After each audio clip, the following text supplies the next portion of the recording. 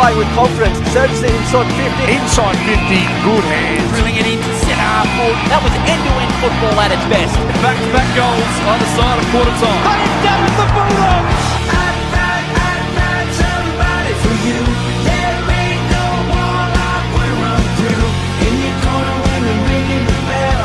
Come hell or high water. I'd find somebody for you. Yes, g'day WAFL fans. Welcome one and all to another edition of Around the WAFL, our Monday night recap show. We're hot off the heels of round 11 of the Sullivan Logistics WAFL Premiership season and round 12 the AMCO WAFLW Premiership season. We're now into the second half of the season. The race for the finals is well and truly on. And we had some interesting results over the past weekend in round 11 and round 12 for the WAFL and the WAFLW respectively. We'll have a big breakdown of all the three matches that took place across the weekend, and also we'll have Craig White, the South Fremantle coach, and Jack Schwarze, the Claremont WAFLW coach, joining us throughout the show, and also the top three plays of the week. As you can see, yours truly is running solo. Ethan Roth, sadly, was a late withdrawal, so that's why he is not here in the studio. But rest assured, he will be back next Monday to recap a big round of WAFL football that'll be coming your way, round 12, with a full contingent of WAFL action. Think Mental Health round coming up in this coming weekend, and also round 13 of the WAFLW competition as the race for the four really heats up. There's no doubt about that. You can check us out on our socials, Facebook and Instagram. That is your home of all social content. If you want to check out the league ladders, Player of the Year leaderboards, or any of our best snippets from each of our Monday and Thursday night recap and preview shows. And also, who's in your team? Of course, we release the team changes on Friday nights as well. We'll be a bit earlier this week because there is a Friday night game coming up this week, so make sure you keep your eyes and ears peeled on all the great social content. Of course, we've got a star-studded lineup, and we're going to get into that right now. Reigning premiers South Fremantle are our first item of business in the WAFL competition. After 3 straight losses, they needed a win, a big win for that matter, to get their premiership defence back on track, and they delivered against West Perth at Fremantle Oval on Saturday, not least of which through the return of their big ruckman, the Simpson medalist from last year's grand final, Hamish Free. But their win did come at 2 costs, and we're going to speak to the coach of South Fremantle, Craig White, our first guest for the day, about those and the win on Saturday here on Around the WAFL. G'day, Craig. G'day, Paul. Thanks for having me on. Great to have you on the show. It must be a relief to get back in the winning vein after what had been a tough month for South Fremantle, hasn't it been, with a lot of various factors that has already been discussed by many forms of media. Must feel good for you and the players to get back into the winning way. Yeah, that's for sure. It was obviously, as you mentioned, been a tough month, but and good to get back on the winners list and get a bit of reward for effort, because the boys haven't kind of shied away and have kind of focused in on the improving areas that we needed to try and improve on in those losses that we had, and it was good to execute somewhat on the weekend. What areas in particular, as part of the side's game, were you looking to improve the most out of, especially against the West Perth side, who are going through a transitional phase? Yeah, we were mainly looking at our team defence. We've prided ourselves on being a really strong defensive unit. Obviously, individually, our defenders are quite strong, but we thought our team defence as such had been a little bit poor over that past month, and teams have been able to score quite easily against us, and it's something that we were pretty good at last year and at the early parts of this year, and the inside 50s percentage scores against weren't great, so it was good to kind of fix that area up. While there's still some further improvement to come, hopefully we were on the right track on the weekend. You had a welcome return in Hamish Free, the Simpson medalist from last year, and he picked up where he left off last time out, 22 hit-outs. How did he fare match fitness-wise after the game, considering that he hadn't done a lot of match sim, if that's, am I correct in saying? Yeah, that's right. Look, he had 8 weeks on the sidelines, and obviously a big guy, and an ankle injury. So he obviously had 4 weeks off legs, and then kind of 4 weeks of conditioning to kind of get back to being able to play the minutes that he did on the weekend. While it was, only just over half a game, I think he's obviously a quality ruckman, one of the premier ruckmen in the comp, and he was able to, blow out some cobwebs early. I think he said his first 5 or 6 minutes he didn't think he'd be able to get through the first quarter, but thankfully he got his second wind, and just his ability just to halve contest and then follow up for us was really important, and just gives our mid somewhat of first use, and it's great to have him back, and hopefully can build on that this weekend. Speaking of injuries, there are 2 concerns concerns for your side, however. I understand Riley Colborne left the ground in the last quarter with a wrist problem and Jordan Bollineau left with an ankle. What's the latest there? Yeah, Jordan, unfortunately, looks like he might have done an ankle in the first kind of 10 minutes of the game. He left in a moon boot. The scans, I think tonight, Paul, we're probably of the opinion that he is going to miss some time. Riley, again, X-rays were done this morning. We're just waiting for the results. So if it's a break, well, there'll be an obvious miss. If it's not, and they're hopeful that his range has improved in a couple of days where there might not be. If there's no fracture there, well, we might have got lucky. But yeah, again, it's a little bit up in the air right at the moment. But two, unfortunately, to miss because both have been in decent form in the recent weeks. No, you're absolutely right, and fingers crossed for the both of them, being Riley Colborne and Jordan Bollineau, both suffering injuries in that win over West Perth. Talk about welcome returns. Hamish Free wasn't the only one. Big Noah Strom, he had an impressive showing down the back line, really cutting off the input of the West Perth forwards. He also got a goal in there as well. It's good to see him back in full flight.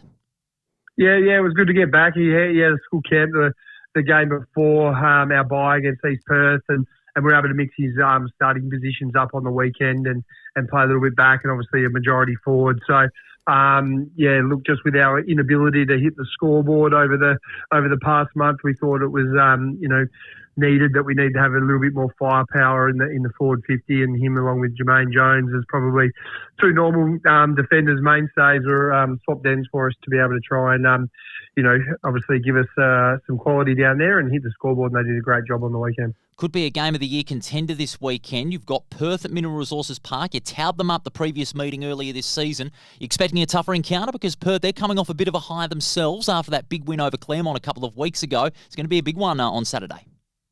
Yeah, look, and they had that win plus the win against Subiaco before that, which I think the form reads well because I feel like Subiaco are finding their form as well. So they've had two really good wins, I think, going into their bye. And, look, they'll probably get one or two more back from an injury point of view as well. So, it's going to be a red-hot game. They're obviously, been a huge improver over the last couple of years, and just their quality over all three lines, I think, proves to be a big setup. I think we're both 6 and 4 with, similar percentage. So, it's going to be a crucial game with the ladder being as even as it is. I think there's going to be a lot of 8-point games over the run home. It's going to be a big run home, no doubt. It all starts at Lathlane on Saturday. Great win on the weekend by the boys, back on track after 3 straight losses. All the best on Saturday against the Demons. Thanks for your time, Craig.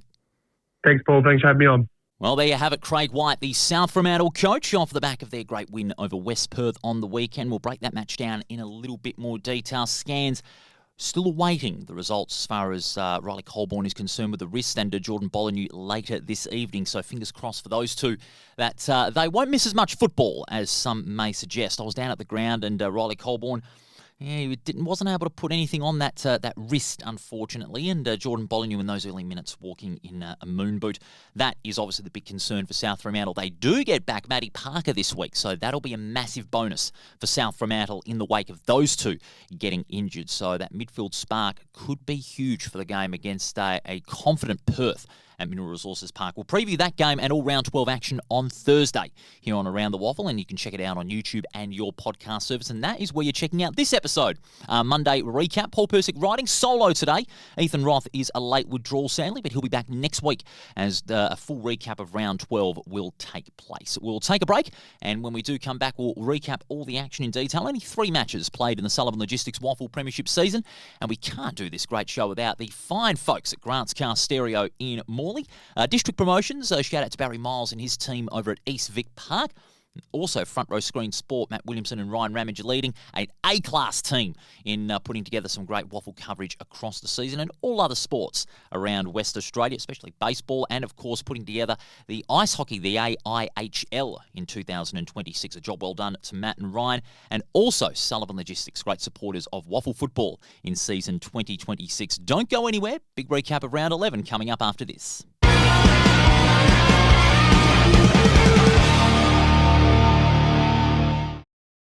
Take it from me, great things happen at the WAFL.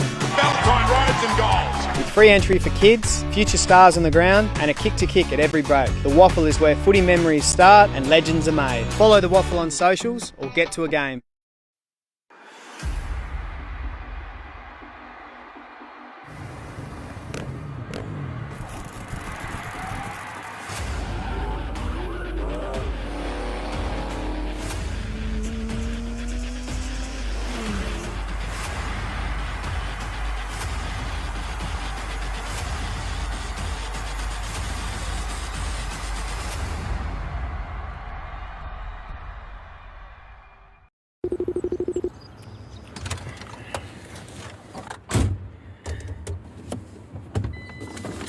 Hey Siri, how to connect Bluetooth to Mac truck?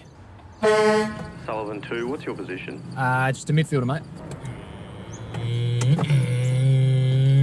On your left. Oh, come on, get out of the way.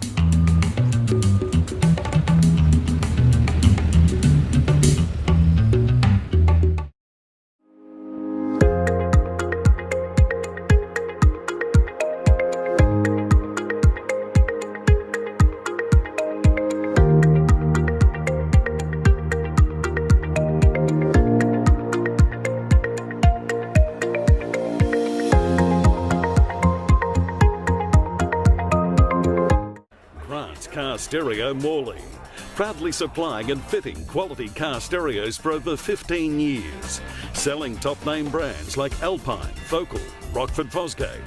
From a simple upgrade to complete custom systems, stop in and see Grant and the boys at 61 Russell Street, Morley, or visit us online at carstereo.com.au.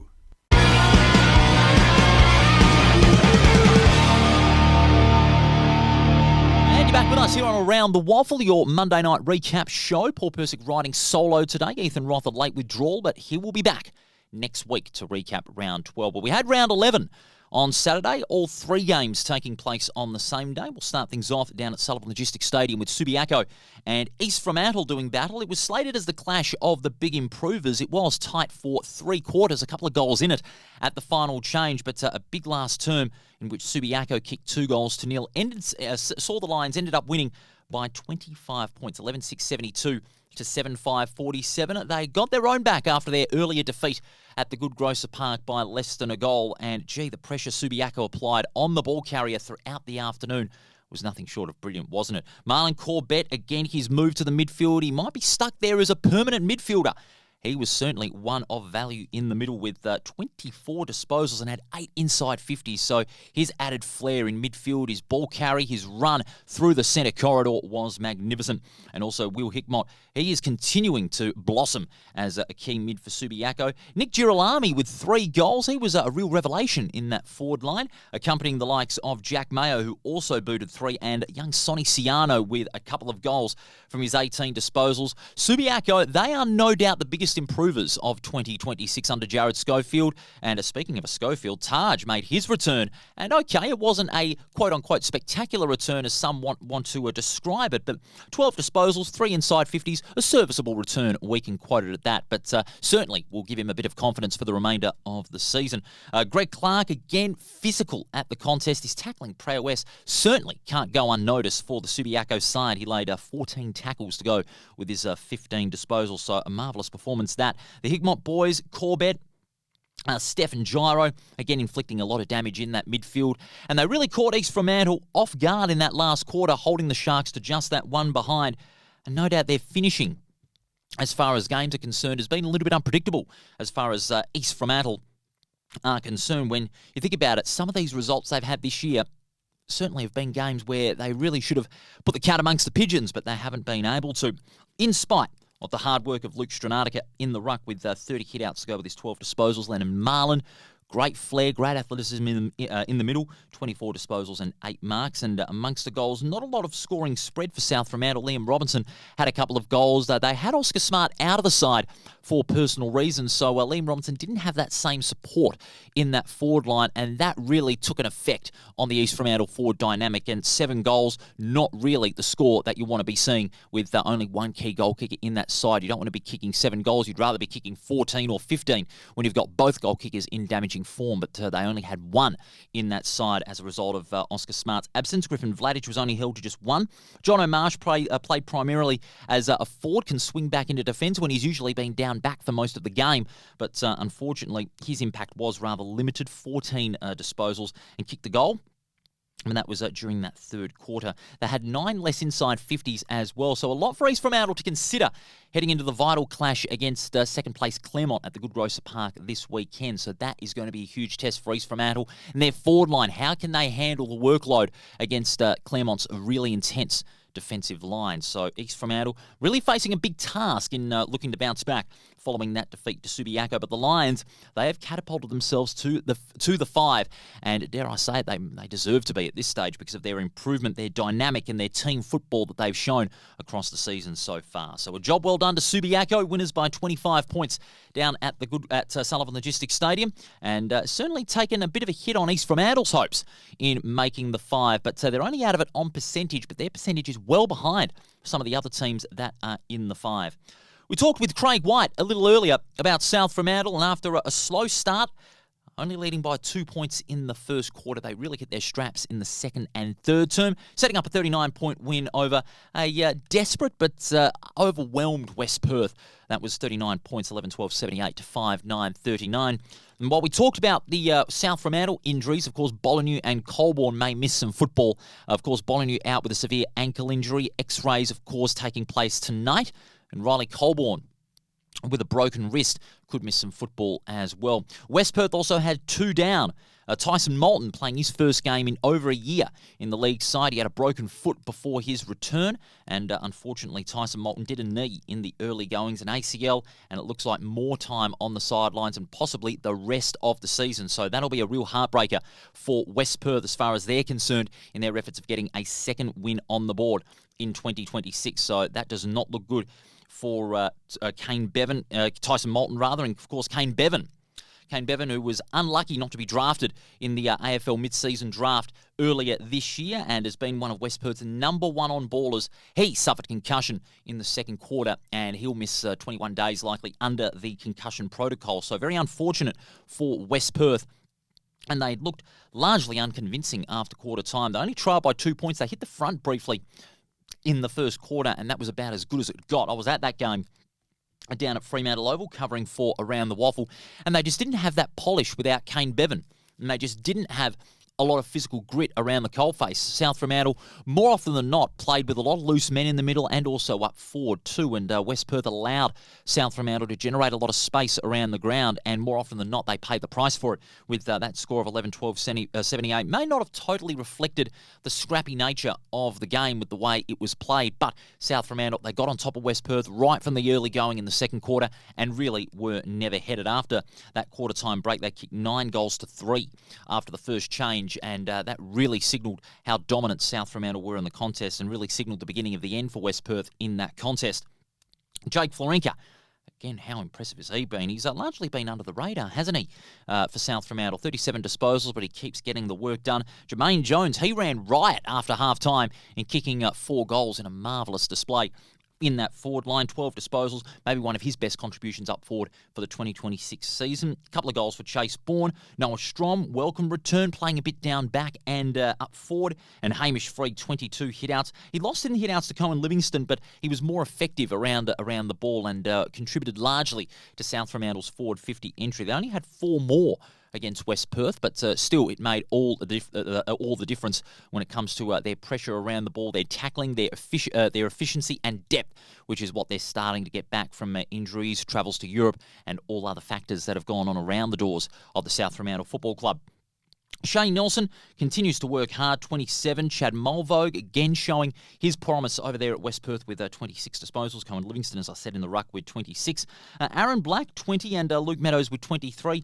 And Tyler Keitel, he really didn't have his kicking boots on, if I'm being honest. 1 goals 4 from 11 disposals. And Connor West, he's continuing to show why he is a real gritty midfielder. Another 29 disposals, so a superb effort that from Connor West in what was a heavy loss when you're looking at the scoreboard and how the game was played. South Fremantle just too strong in the end. 39-point winners over West Perth over at Fremantle Oval, and the Bulldogs back on track. Their first win in a month, taking into account their round 10 bye after their grand final rematch loss to East Perth. So they're back on track and back in the 5 where they need to be after a couple of falters in the middle part of the season.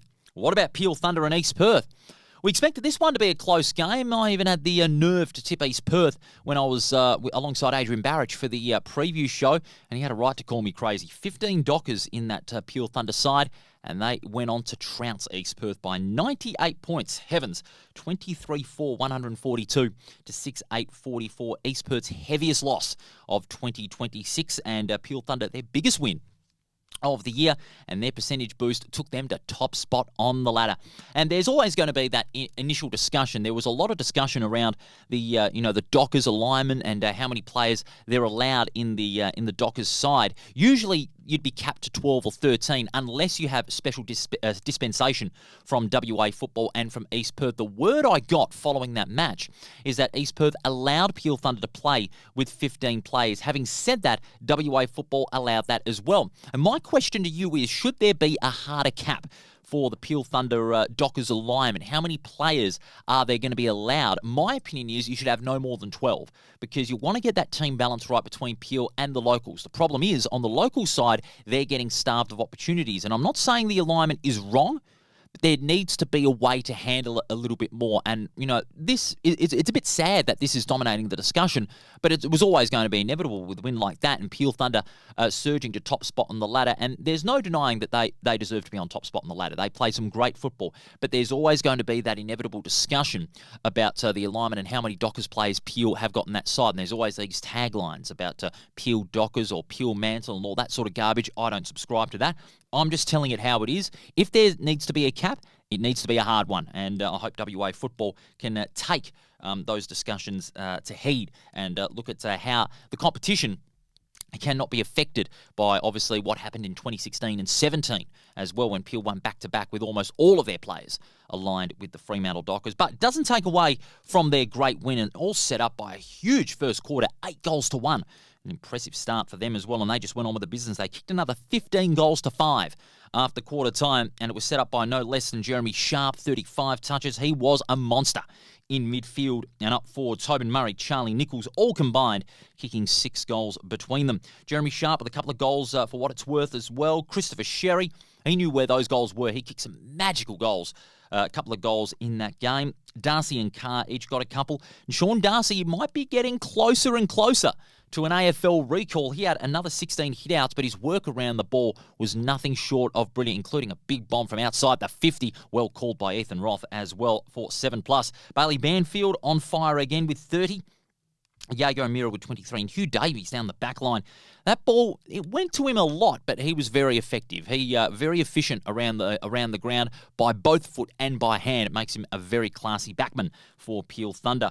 And when you're looking at how the game was dominated, Peel Thunder had 25 more inside 50s than East Perth, who without Hamish Brayshaw, who's out for the rest of the home and away season with a bad hamstring injury, they really struggled. They didn't get anything going. Their midfield dynamic was well off. They didn't get first to the football, and they paid the price for a lot of those turnovers. If you turn the ball over against this Peel side from half back, more often than not, you're going to pay the price and Peel are going to score. And that's exactly what they did. Angus Scott with 24, Scotty Jones, 17 hit-outs, very low by his standards. Riley Saunders with 19 touches and Sam Van Diemen with only 1 goal. And Angus Scott also with 1 goal. And Liam Tedesco, he had 20, but nothing went right for East Perth. After that first quarter, there was no looking back. It was one-way traffic. East Perth never really recovered from that quarter-time onslaught, and the 98-point margin certainly is a bit of a wake-up call for East Perth, knowing that it is going to be very hard if they are to cement themselves as premiership contenders again in 2026. And I'm afraid to say, hate to break it to the East Perth fans, but they were the biggest losers of this week, because we go to the ladder now for round 11 of the Sullivan Logistics WAFL Premiership season. Peel Thunder, they're the new league leaders. First time in 10 weeks that we have had a change of leadership on the WAFL ladder. Claremont go down to second. South Fremantle with their win are up to third. Perth are in fourth. And Subiaco are in fifth. East Perth pushed out of the 5 after that loss to Peel. Then comes East Fremantle and West Coast on 20 points. Swan Districts and West Perth rounding out the bottom half of the ladder. Let's bring the ladder back up a second time just quickly. It is still a very open competition. That's what makes it so good, despite some of the flattering results we've had in round 11. Absolutely incredible. 2 wins from first down to 8th. And we've got a full contingent of matches in round 12. So things are not really taking shape as of yet as far as the final 5 are concerned. And that's what makes this competition so great. And no doubt that this second half of the season is going to be just as close, some would suggest, as the first half of the season in 2026. Let's go now to the votes. The Player of the Year votes. Round 11 of the 2026 WAFL Premiership season. I gave 1 vote to Chase Bourne of South Fremantle. His work in the back line and up forward. He's a good swing man, and he played that role to great effect. Took 12 great marks to go with his 22 disposals and created great opportunities for his teammates in front of goal and kicked to himself. Great impact player, often goes under the radar, but when he gets the ball in his hand, he creates great opportunities, and that's why he's a great swingman for South Fremantle. 2 votes. Oscar McDonald of the Peel Thunder Football Club. What a role he played. Like Chase Bourne, playing that defender midfielder role, but he doesn't have to shift up forward because Peel have got so much scoring spread. But Oscar McDonald down the back line, very, very good effort. 12 marks to go with his 22 disposals. 3 votes. Another Bulldog, Jermaine Jones. His second half alone was the biggest difference because the game was very tight. Still in the balance. West Perth still had a bit of a chance, despite being 3 goals down. It was still anybody's game, but Jermaine Jones took the game right out of reach for West Perth with 4 great goals in the second half, and his leading inside 40-50 was nothing short of marvellous. Make no mistake about that. 4 votes, Jeremy Sharp of the Peel Thunder Football Club. Had plenty of possessions and used them very well. 10 marks to go with his 35 disposals. Dominant showing. He was the main anchor of a team that is full of drivers rather than passengers, and that's what Peel thrive themselves on. They play their roles to perfection, and Jeremy Sharp played that role to perfection, but he narrowly missed out on the 5 votes. He'll be a little bit unlucky, but there is a good case for this man. Will Hickmott of Subiaco. He is the top gun for round 11. He gets the 5 votes this week. Just his role as that impact player in midfield, he created a lot of opportunities going into attack and really set up some key goals there for Subiaco, especially when the game was pretty much neck and neck between the two sides. But to his creativity, his run, his carry, absolutely outstanding. So Will Hickmott, he gets the 5 votes for round 11. Where does the leaderboard stand after round 11? Well, not much change at the top half of the leaderboard, but we do have Will Hickmott interjecting himself into the top 10. Jack Cleaver still in the lead on 11, Angus Scott on 10, along with Bailey Rogers. Lockie Tardrew is on 8, then Brendan Parfitt on 7, Jeremy Sharp on 6, and then 4 on 5. Will Hickmott, Tom Gross, Charlie Dean, and Hamish Brayshaw, who will not poll again, sadly, after being out for the remainder of the home and away season. We've still got another 9 rounds remaining. It is going to be an intriguing second half of the season. Hey, stay where you are, folks. We've got a quick Colts report. We'll sum up all the Colts scores from the weekend. We had 3 Colts games on Saturday. We're going to be chatting as well with Jack Schwarze, the Claremont coach in the WAFL W competition, and also a recap of the round 12 WAFL W action, where I'll be casting the votes on Ethan Roth's behalf. Rothy sent me his votes on Sunday night, and I'll be reading them out to you on his behalf. Who did he cast as the top gun for this week? Well, you'll find out after the break here on Around the Waffle. It's all thanks to the great supporters of Front Row Screen Sports, Sullivan Logistics, District Promotions, and Grant's Car Stereo Morley. We'll be back with more right after this.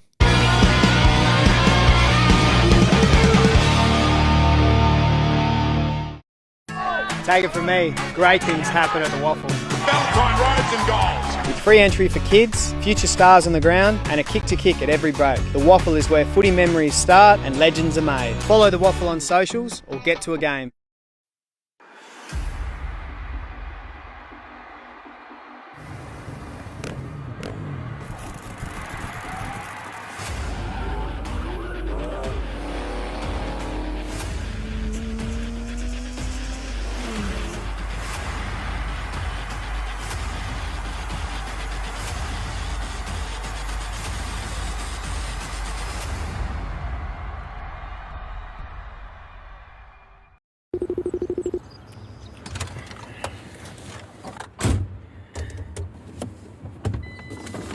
Hey Siri, how to connect Bluetooth to Mac truck?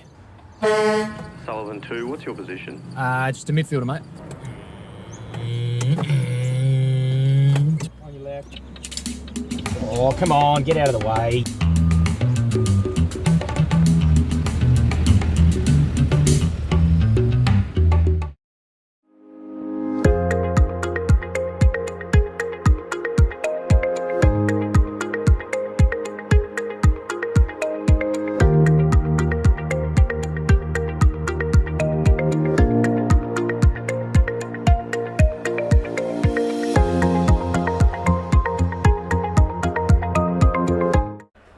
Car Stereo Morley, proudly supplying and fitting quality car stereos for over 15 years, selling top name brands like Alpine, Focal, Rockford Fosgate.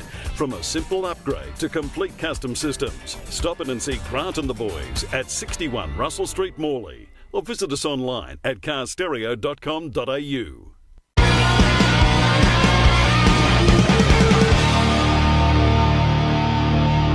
Joining us here on Around the Waffle, your Monday night recap show. Paul Persic riding solo today. Ethan Roth, sadly, a late withdrawal, but he'll be back next Monday to recap all the great WAFL and WAFL W action. WAFL W in just a moment. Jack Schwarze ready to go, the Claremont coach, who had another big win on the weekend, this time against East Perth, and they're well clear in the top two. But let's run down some of the Colts scores from the weekend as well. We had 3 games in the EGT WAFL Colts competition this weekend, all on the Saturday. And it started with Subiaco winning 9-5-59 over East Fremantle, 6-5-41. Subi trailed by 7 points at quarter time, but then they went right on with the business, kicking 8 goals to 4 after the quarter time break. Sam O'Brien with 24 for Subiaco and Tom Clements with 20. While for East Fremantle, Nate Scott with 26 touches, but the only multiple goal kicker, Kai Wilson, he kicked a couple of goals in that loss. So a big loss for East Fremantle as far as their top 2 hopes are concerned. South Fremantle, they had a big win too over West Perth, 10-12-72 to 3-10-28. Caden Freight with 27 and Cobe Klukas continuing his good form with 33. And Luca Boxar playing a lone hand for West Perth. He had 38 disposals. And finally, in the third and final game of the round, it was Peel Thunder getting into the 5. What a story this is in the WAFL Colts competition. They beat a very accurate East Perth when you're looking at the scoreboard alone, 14-10-94 to 7-1-43. A big second half for Peel Thunder, in which they held East Perth to just 4 goals in the end. And Drew Clark and McKenna Pringle just outstanding. And what a turnaround by Peel Thunder. They hadn't won a game for 2 years, and all of a sudden, they are in the 5. What an amazing story for Peel Thunder. A job well done to them. Okay, let's get into some WAFL W action. And the reigning premiers, Claremont, they are really just getting better and better and better. They keep racking up the big wins, and they had another one on the weekend at Sullivan Logistics Stadium against East Perth by 45 points. And joining us on the line to talk about that win and a huge task ahead against East Fremantle is the Claremont coach, Jack Schwarze. He's good enough to join us on our Monday recap show. G'day, Jack. Thanks, Paul. Thanks for having me on. Going to be, good to recap and listen to you go solo and see how much you can fill in with all your reports. It's awesome to hear. It does feel a bit weird going solo, I'm not going to lie. My right-hand man, Ethan Roth, makes things a little bit easier, but oh well, life happens sometimes. But he'll be back next week, no doubt about that, and probably giving me some crap on some of my tips as well, and rightfully so. Let's get to the action, Jack. A great start by the Tigers on the weekend, 3-0, and your usual suspects stood up to the task against an East Perth side that is still going about finding the right balance in their side, but you need to keep banking that percentage, and you certainly did that if you want to catch up to those Swans, didn't you? Yeah, absolutely. It's just we got to score, and actually handed this week over to Claremont. We've run a lot more of the show this week. I was able to step back and just be able to spend a bit more time with the Rogers, but as well just see how things are playing out without getting too involved. And one of Claire's big messages to the girls for the weekend was not to take East Perth lightly at all. They've been building really, really well. They've been putting some awesome performances down. Just haven't got across the line on a few of them. But, we were putting our work in to make sure that, we didn't take them lightly at all. And they started really, really well. Certainly did. Harkin and Viney stood out in that game on Sunday. 24 touches for Harkin, and Viney just keeps getting better and better. She's having a really good year. 23 disposals, and the midfield playing well in tandem, especially after losing Juliet Kelly, who got picked up by the Adelaide Crows as an injury replacement player. Jamie Harkin's got sort of a new link going in that midfield with Sarah Viney in fine form, along with Jacinta Valentini. Yeah, well, we've had to make a few sort of changes to that midfield group. Obviously, JK going to Adelaide, which we're absolutely stoked about. But in the same weekend, we lost Tildy Sargent out of that midfield to an ACL. So that was a huge loss. And Claire Ortliff out of our back line to an ACL. And Jess Freeman, who was also spending some time, has been in a moon boot recently, and will come back later in the year. But yeah, Jamie and Sarah Viney have been able to really just hold that midfield up, and as we get a couple of other girls some time through there, as you said, Justina Valentini, who had an absolute cracking game, who's spent the most part as a forward, but has stepped up, and Taylor Rorzell's also come into that midfield. We've been really, really happy with her, but Sarah Viney's one that I reckon flies under the radar given the midfield that we've had over the last couple of years with the likes of Jamie Harkin and Juliet Kelly and Tildy Sargent, but she's reigning best and fairest, and she does just get the job done. And I think she did that again on the weekend. And yeah, as we know, Jamie Harkin, she's always ready to step up. So she knows that she needs to lead that midfield, and she's doing that very well. One point just quickly on the players that you talked about, Claire Ortlip and Sargent with injuries. How long are they out for? Just for our Around the Waffle fans and viewers, because obviously they're big keys for Claremont, aren't they? Yeah, they are. So unfortunately, with both doing their ACL in the same game against Perth, that means that's a good 12 months for the both of them. So I think Tildy's got her surgery coming up shortly, and Claire has hers a little bit later. I think she's in August. So yeah, it's usually about a 12-month recovery for those. So unfortunately, that's them done for the season.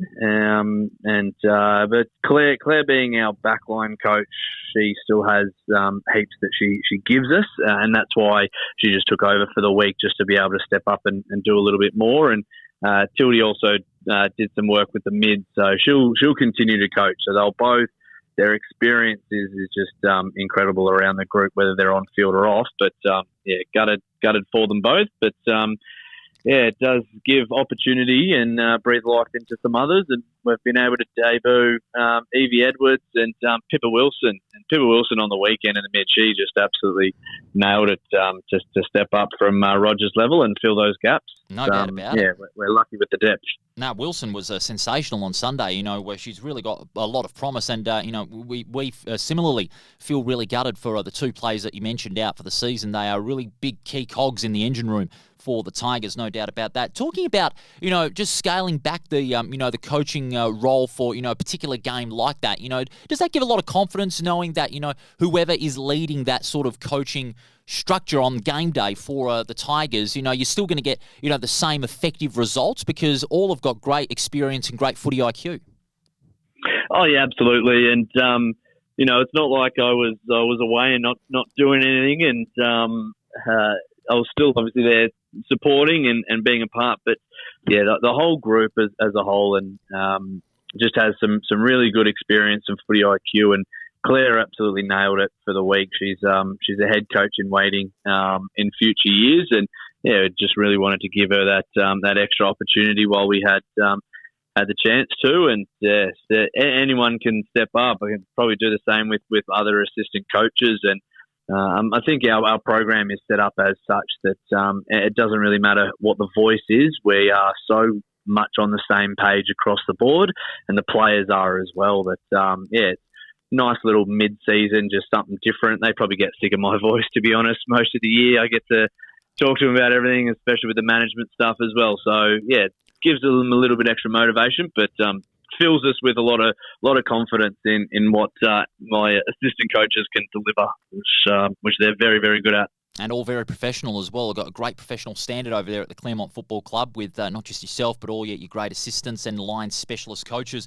Big challenge coming up on Saturday. You've got East Fremantle, who got yous the first time, and they're a rising side, aren't they? I witnessed their game against Subiaco on Sunday, and despite the age average that they've got, which is below some of the other teams that are below them on the ladder, they've risen to defy a lot of expectations. They're currently in third place, and I've tested the sides like yourselves, Subiaco, Swan District, so they've caught a few sides off guard. How's your side going to approach this challenge? Because they've got a lot of good young players in their side. Yeah, absolutely, and lots of turnover and new personnel, both obviously in the coaching department and on field. But it's also still a bit of that same old rivalry. We spent best part of 3 years being East Freo and Claremont, and I thought we'd finally shaken them and got rid of them, but their resurgence is there, and yeah, absolutely, they got us last time, so we'll be very, very hungry to flip that result. But the rivalry just seems to remain regardless. And yeah, you're right. They're probably exceeding some expectations, but I know they're also in themselves expecting them to improve and grow with each week. And I think that's a dangerous, mindset for us and for everybody else in the competition, to have a team that is so fresh and so new and so young, performing well, but still clearly they've got ideas of getting better. It's motivation to the next level. So, we'll be very, very keen to come up and reverse the story this week and put our plans in place. I think the biggest thing is they like to stop scores happening, and we like to make scores happen. So it'll be the forward line versus the back line, I think, for the most of the day. A pure battle of attack and defence. It's going to be a great game on Saturday at Rivo Fitness Stadium. Jack, we really appreciate your time here on Around the Waffle. Congrats on the win on Sunday, and all the best in that big game against the Sharks on Saturday.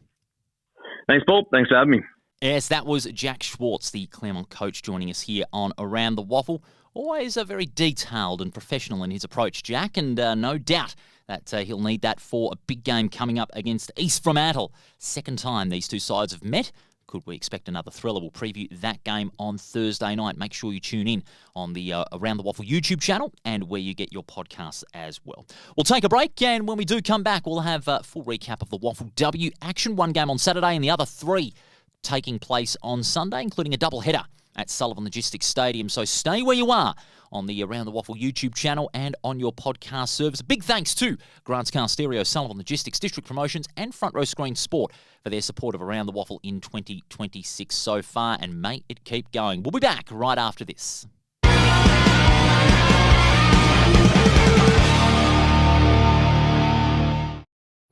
Take it from me, great things happen at the Waffle. Valentine roads and goals. With free entry for kids, future stars on the ground, and a kick to kick at every break. The Waffle is where footy memories start and legends are made. Follow the Waffle on socials or get to a game.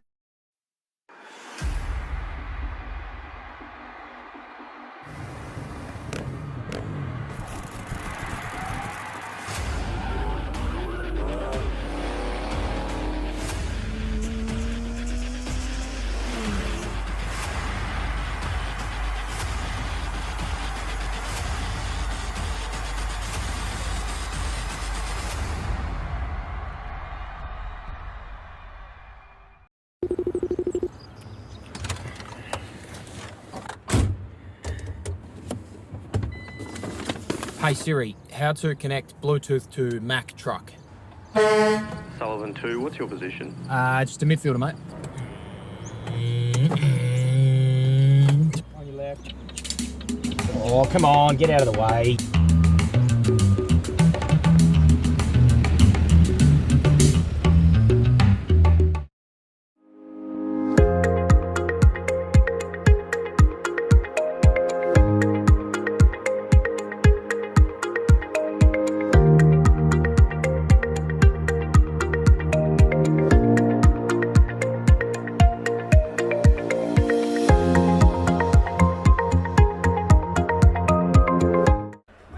Car Stereo Morley, proudly supplying and fitting quality car stereos for over 15 years, selling top name brands like Alpine, Focal, Rockford Fosgate.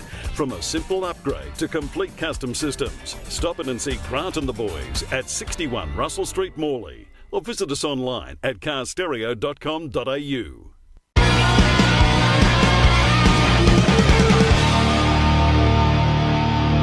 Thanks for joining us here on Around the Waffle. Great to have your company on this Monday night. Paul Persic riding solo with Ethan Roth being a late withdrawal, but he will be back next Monday night to recap another exciting weekend of WAFL football. Don't forget, a huge contingent of WAFL footy coming up. Full contingent of 5 games in round 12 and round 13. The usual quota of 4 in the ATCO WAFL W Premiership season, with the race for the 4 well and truly on. Make no mistake about that.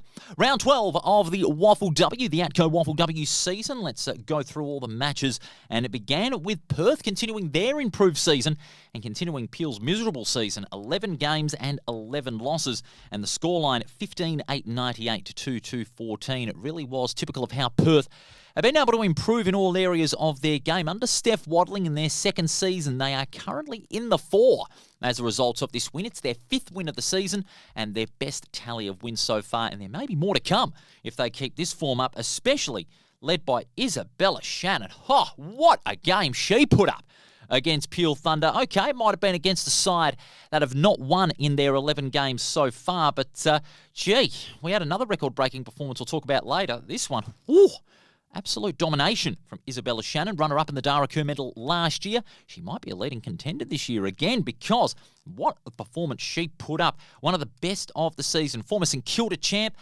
She booted a game-high 6 goals, 30 disposals, and had 5 great marks as well. Just the way she was able to be unstoppable all around the ground. It was like she said to her team, jump on my back and hang on because I'm going to take you on the ride to victory. And that's exactly what they did. But she had great support as well. Molly Warren continuing to show her prowess in the ruck. She's developed her craft as a pure ruck, tap-out ruck, and she's done a wonderful job with that as well.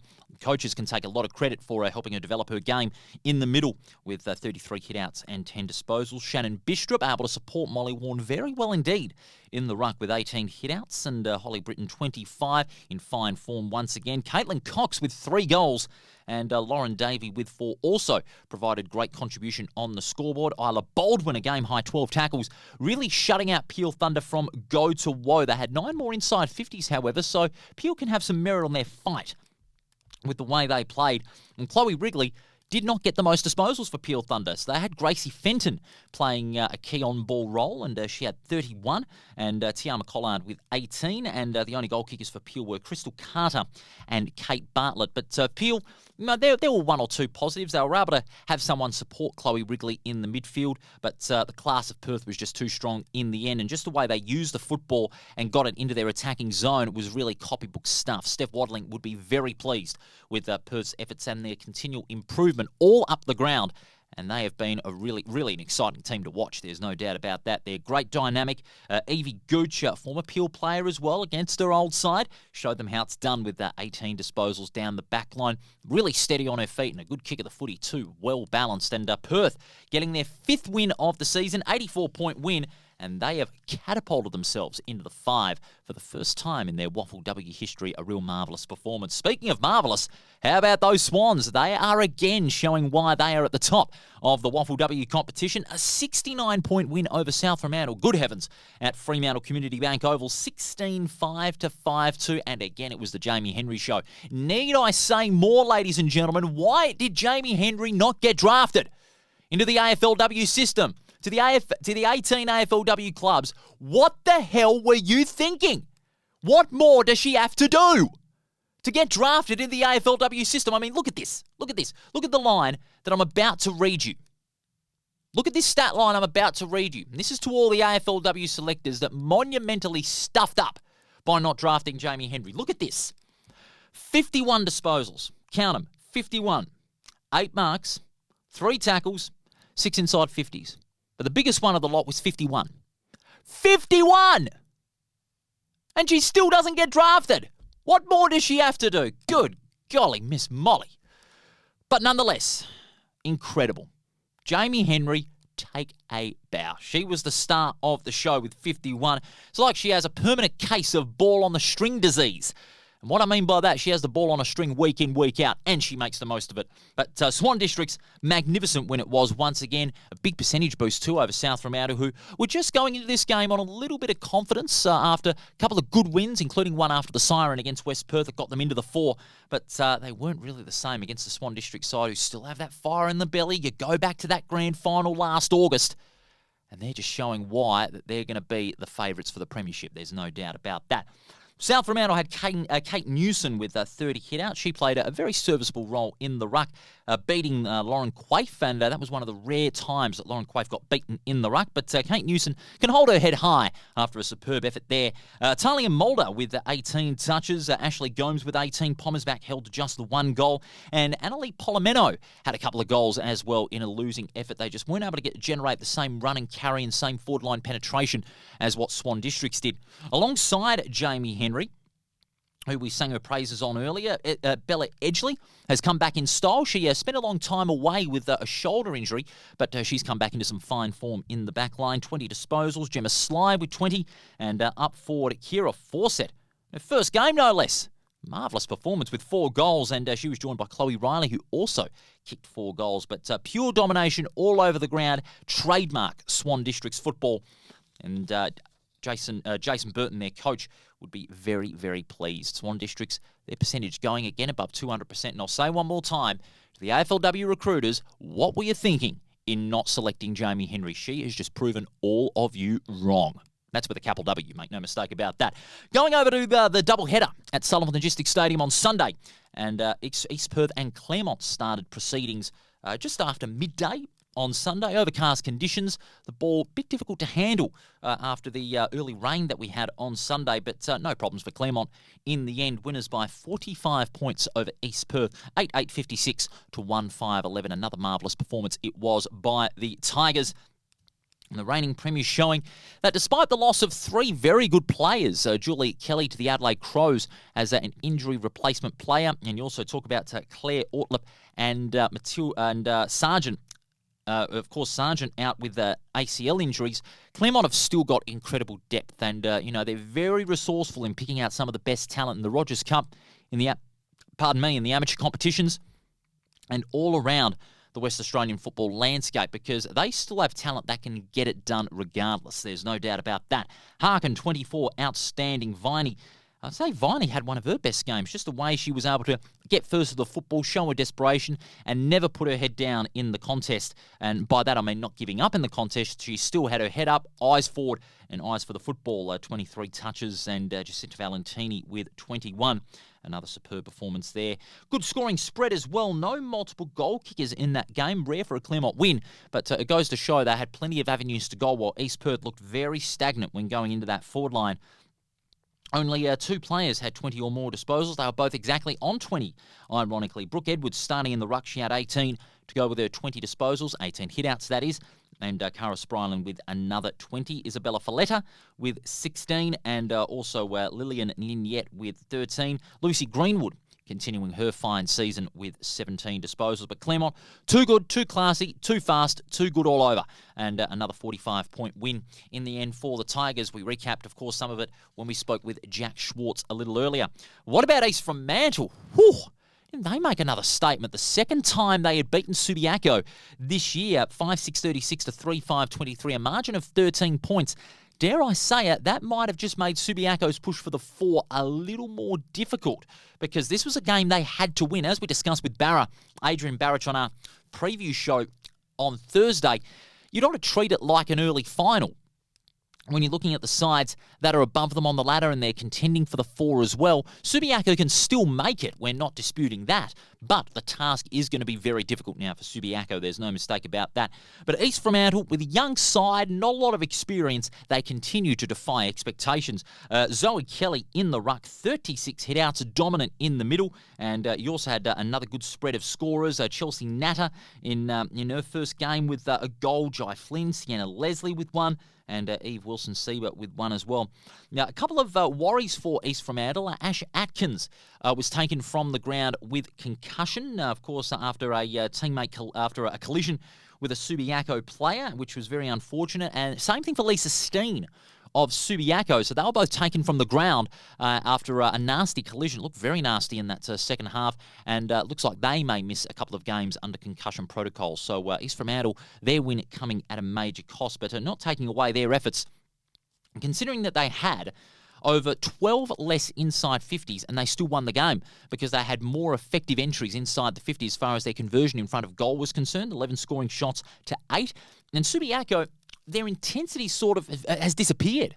They're often second to the football. They're often pacing themselves a little too carefully when going at the contest. They need to really put themselves right up there as far as the contest is concerned. Get first to the football and show a lot more intensity. Even some of their experienced players were down.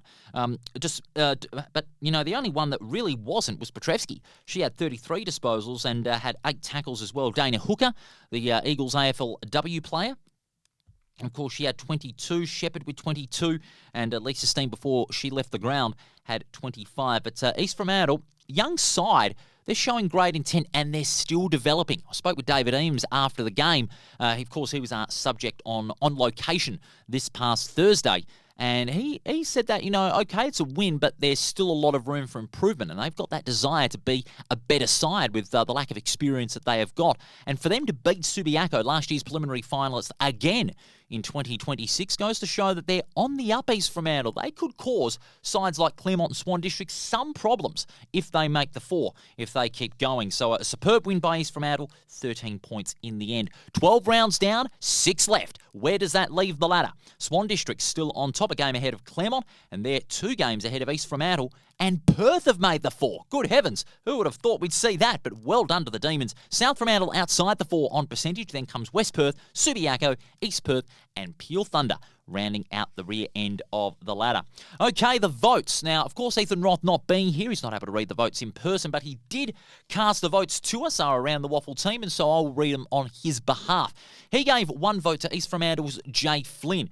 Her efforts in the ruck warranting that vote. Kira Fawcett, in her first game, 4 goals. That earned her the 2 votes. Isla Baldwin from Perth. She got the 3 votes, courtesy of Ethan Roth. Her work up forward and in the midfield was superb. Jamie Henry, 51 possessions and doesn't get the 5 votes. She gets the 4, but hey, it's better than no votes when you have 51 possessions. But Rothy put in as the top gun for the week Perth's Isabella Shannon with 6 goals and 30 disposals, and really one can't argue with that. It was a superb performance from Isabella Shannon, catapulting Perth into the 4. Where does that leave the leaderboard after round 12? Well, Jamie Henry, comfortable lead. She is even getting closer to sealing the award with many rounds to go. She's leading by 21 ahead of Paige Shepherd. Juliet Kelly, who of course we won't see again, is on 3rd. Jamie Harkin is on 14 votes, rather. Jamie Harkin's on 9. Isabella Shannon on 8, along with Noah McNaughton, who we won't see again.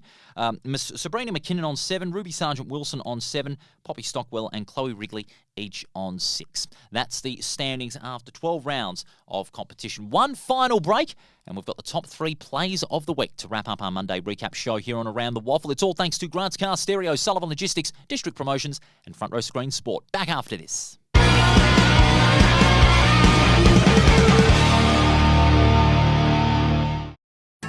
Take it from me, great things happen at the Waffle. Valentine rides and goals. With free entry for kids, future stars on the ground, and a kick to kick at every break. The Waffle is where footy memories start and legends are made. Follow the Waffle on socials or get to a game.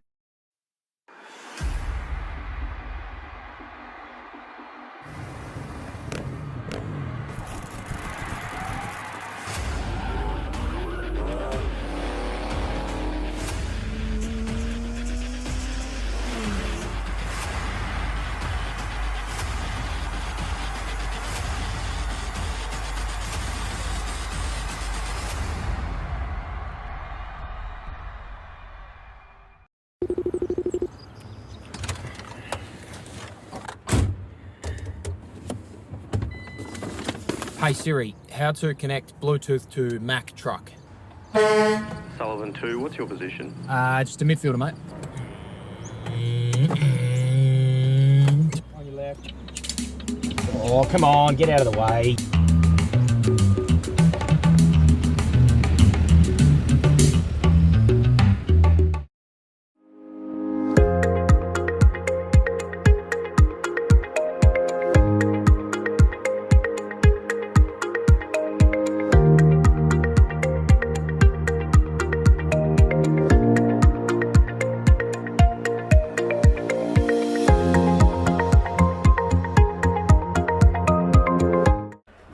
Car Stereo Morley, proudly supplying and fitting quality car stereos for over 15 years, selling top name brands like Alpine, Focal, Rockford Fosgate.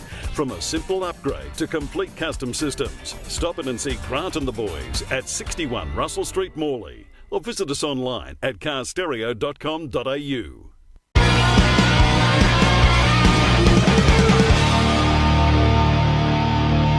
Joining us here on Around the Waffle, Paul Persic writing solo for your Monday recap show. Ethan Roth will be back next week to recap a huge contingent of football. Make no mistake about it. Next week is going to be huge, and we've got a big on location coming up, so stay tuned on our socials on Facebook and Instagram. Top 3 plays of the week, the highlights of the weekend.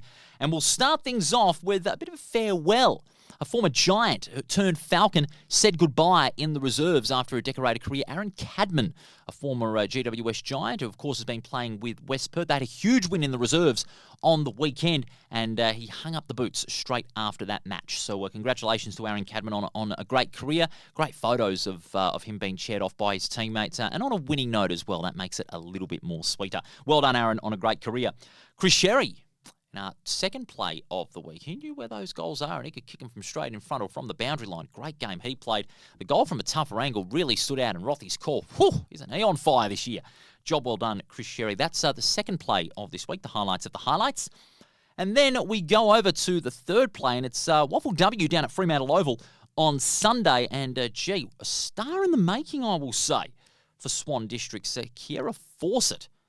I mean, she is a star. She's only 15, for goodness sake, and she's really getting into it. That was actually her second game of the season. Now, she played her first game in the WAFL W senior side some 6 weeks ago against East Perth. She kicked 1 goal, but she really excelled in her return. Magnificent. 4 goals, 19 disposals. What a great way to make a big league return, no doubt about that. And at just the age of 15, plenty of great years in football ahead of her, no doubt about that. Well done, Kiera, landing the final spot in our top 3 plays of the week. That does it for our recap show here on Around the Waffle. Has felt a bit weird riding solo for a Monday, but Rothy will be back next week. And stay tuned, who's going to be joining me for the preview show? A huge round of football. By gee, it's going to be massive across 3 days. That's what makes it even better. Friday night starting at Leederville and then going right through to Sunday night at Joondalup. So by gee, we're going to be running the gamut here on Around the Waffle. So don't miss it. It's going to be a huge weekend of football. Thanks so much for your company, and you can check us out on Facebook and Instagram. You can also check out our great content as well, and also on our wonderful supporters as well. Grants Car Stereo in Morley, District Promotions down at East Vic Park, Sullivan Logistics, proud supporters of WAFL football in 2026, and the wonderful team at Front Row Screens Sport. Thanks for your support so far across the season. We look forward to your company on Thursday night, previewing a huge round of football. Don't forget, it's going to be a huge one. Make no mistake about that. Huge weekend, 3 days of exciting football. You wouldn't want to miss it. We'll see you Thursday.